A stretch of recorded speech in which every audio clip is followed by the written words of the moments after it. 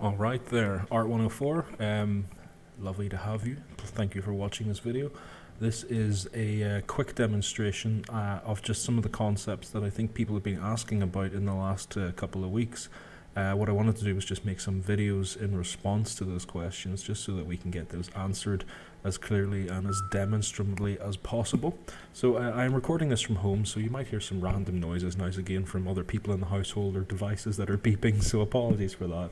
But anyway, this excuse me, this is just the first of our I'm going to call this my bite-size Maya series, which is just how to attach a camera to a curve, which is of course something that we'll want to do in the future as we move forward, because it lets us move our cameras in interesting and automated ways, which can actually free us up to do really interesting things. Now, of course, this is already covered in a lesson before, but I think, like I said before, is a couple of people have kind of raised a little bit of concern about it because they're struggling with it, so I just thought that demonstrating that would be easier. So in any case, though, of course, we know that creating a curve can be as simple as going to Create, scrolling down to Curve Tools, and then we obviously have a selection of curve tools available to us. In this instance, though, we're going to stick with what I think is probably the best curve tool, which is the EP curve tool. So I'm just going to make a temporary curve. And we'll just we'll keep this reasonably simple. So 1, 2, 3, 4, 5. Now I'm going to trust that Maya made that curve and that I just can't see it. I'm just going to see if I can bring that up, and there we go. So of course the curve was created there. It was just somewhere underneath my scene whenever I made that. So of course that is my curve complete, and it's okay. It's as good as a curve's going to get. So let's just take a look at that curve and have a look at the, we can go with control vertexes, which is of course we can edit that curve based on these points or these dots that float outside the curve. So we can make that smoother or rougher depending how you want it to be. Or we can do it of course by edit point. So if I just go here, edit point, you can see uses dots that are actually on the line, so we can control it that way, which some people find a little bit more precise, myself included. So it just depends what you're trying to do. So in this case though, we've got a pretty non-complex curve here. There's nothing too exciting, nothing too boring. I'll probably just move it onto my stage a little bit better, just so we can see what's happening. Oops. Alright, so edit point, and we'll just kind of maybe shrink this in a little bit, just so we can see it. Alright, nothing too fancy. There we go.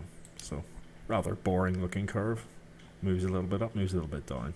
So of course the next section is here is that we obviously want to create a camera that flows along this. Now do keep in mind though, that when we started making this curve, I started on this side, clicked, and then clicked here to finish. So this is the end point of the curve, which means that when I attach a camera, it will go from where I created the curve and it will follow along to where I finished. Another thing to pay attention to as well is your timeline. Now I'm using a default Maya setup here, and we can see this is set up. The timeline, I can look at the very bottom and see that this goes to the full 120, but here is where I get an indicator of how many frames that are available to me right now. Now by default, what Maya will do is create a camera that takes up all the available frames. So if you don't want this to be 200, then of course you need to drop that down to something like 100. Okay? Now excuse me a second while I cough. There we go, that was a lucky save. So what I'm going to do now is simply go to Create, Camera, and I'm just going to stick with a standard camera. Of course, now we know this much, is that camera is made probably somewhere at the bottom, so I'm just going to hit my W key to bring this back up. Now, we can actually constrain that camera to this curve from this point onwards, but one of the things that you need to double check is that you're in the animation set rather than the default modeling set. So I'm going to make sure that I'm there. I'm going to move this camera into position. Now this is something I like to do. I don't actually necessarily have to do it, by the way, but it's just something I've always done. Anyway, so that's reasonably close. In any case though, with the camera selected, I'm going to shift select my curve, and then simply all I need to do is go to Constrain, Motion Paths, and then Attach to Motion Path. Now what we'll see is that the camera has now attached itself to that motion path, which, if we scroll along, we can see uses up the full 100 frames. Now, just to double check something, if we change this to 200 at some point, will that reflect those changes? No. And that's a really handy thing to know. So that way you can control how many frames you want a camera to exist for whenever you go to make your constraint.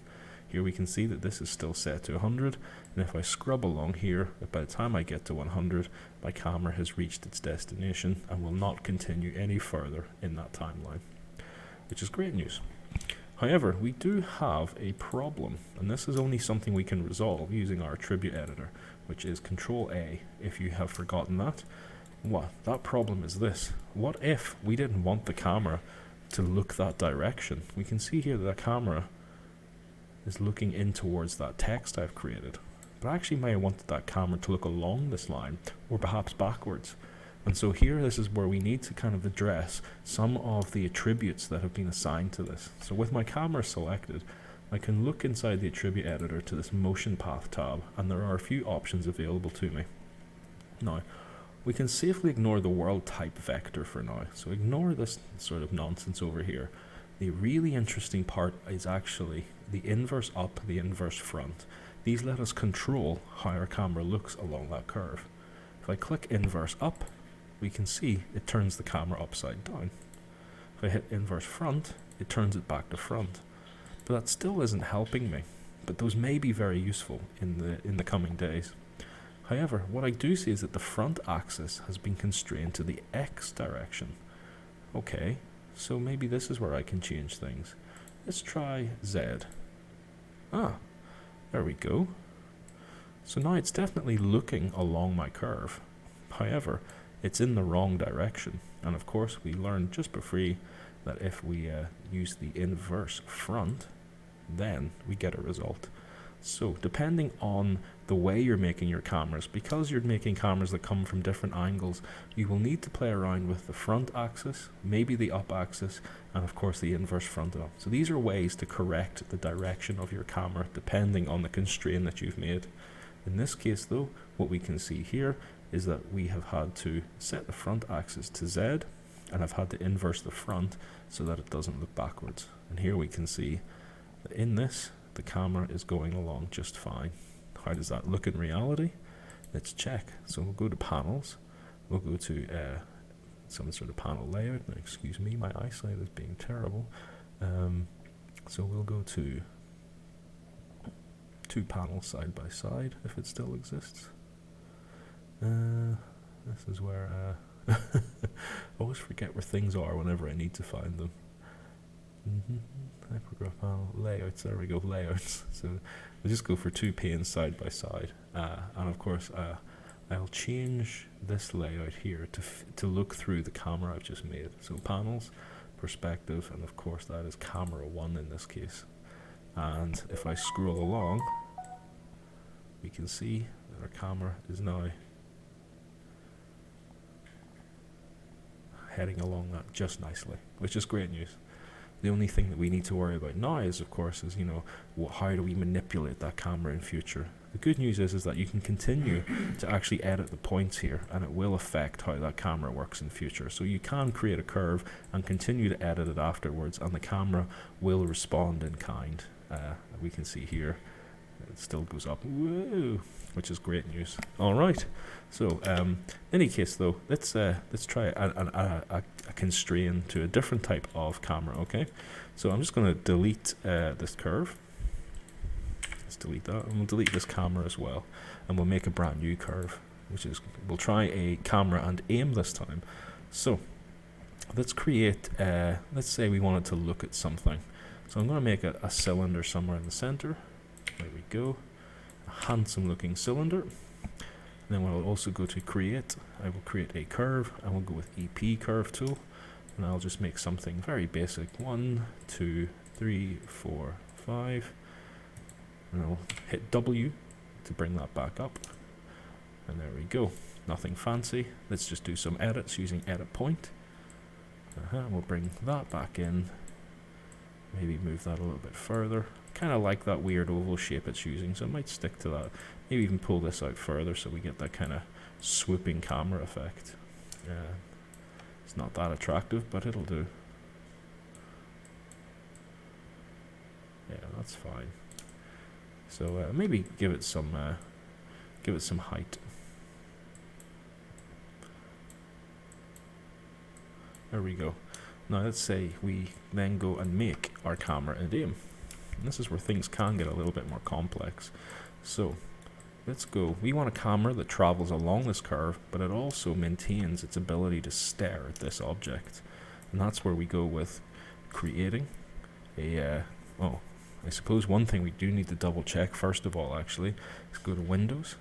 Now of course we want to go to sort of settings and preferences, and we're going to go to preferences. And of course what we want to do again is head down to the animation area and make sure that our evaluation mode is set to DG, and then we'll click save. Alright, and of course what we want to do then is go to create, then we'll go to cameras, and we'll go to camera and aim. Alright, I need to bring those back up here and start to position those. So we know that this camera wants to start here, travel all the way along and end here. All in the meantime, it will have to stare at its aim. What makes the camera and aim so unique is of course its aim tool. So I'm just going to go to my outliner here, and just so I can select those independently from each other. Here we can see this aim controls exactly where this camera is going to look. So in this case, I'm going to move that aim into the center of this cylinder so that no matter what happens, this is where that's always going to look. It's a really handy constraint. Then what I'm going to do is move this camera in line with my curve, much like we've done before. And I'm just going to shift select that curve and then head along to animation, constrain, motion path, attach to motion path. Aha, so here's your first problem. That doesn't work. Now, here's how you fix that problem. So you notice I was only using my camera selection there, and whenever I try to attach it to that, do that one more time. So camera selected, shift select the curve. If I go to constrain, motion paths, and attach to motion path, it doesn't work. Now, as detailed in last week's tutorial, there's a reason for that. So what I'm going to do is go to constrain, motion path. This time we're going to open up the menu, and here we can see there are a bunch of options that we can change. In this case, what we're going to do is simply disable follow. And now we're going to attach this. And you'll notice that the camera has now successfully attached to this. Now if I can scroll along, look how the camera now swoops along this curve, all at the same time maintaining its ability to look at that center part. Now of course here you can see I had the full 200 frames available, so therefore at this end number we can see 200, therefore it takes 200 frames for this camera to travel along there. If we were ever to extend that, say we wanted to extend another 400 frames, you'll notice that doesn't change. So it always creates that to the amount of frames that are available at the time, which is great news. So how does that look in reality? Well, it's great. Very, very interesting. If we check the attribute editor as well, we'll notice that the front twist, up twist, and side twist, all of that information has now been taken away from us. We can inverse up and it will have no effect on this camera because we have taken away the follow option. So it is a interesting way of working, but also a limited way of working. And of course, how does that look in reality? Let's go to panels, layouts, two panes side by side, and then we'll look through this camera. Panels, perspective, and that would be camera 1 then. And as we scroll along here, this camera makes all these movements all at the same time as looking at this pillar, which is all sorts of interesting, which is great news. Very, very happy about that. Alright, so there is the first of our bite-sized chunks. I will leave it there and I will upload this immediately. Alright, goodbye for now.